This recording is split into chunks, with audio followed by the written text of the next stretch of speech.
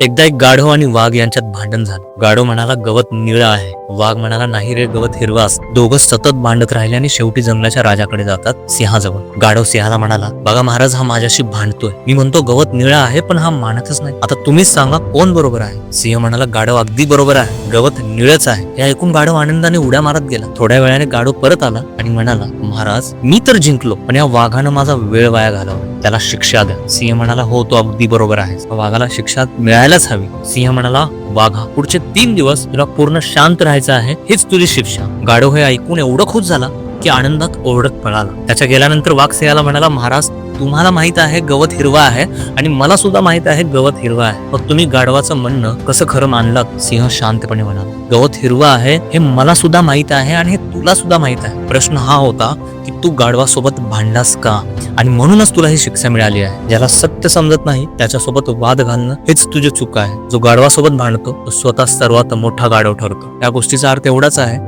की जगात बरेच हट्टी लोक असतात. जर तू त्यांच्याशी वाद घालशील तर शेवटी तूही त्यांच्याच श्रेणीत जमा होशील. गाढवासोबत वाद जिंकून काहीच मिळत नाही, पण स्वतःची ओळख हरवते.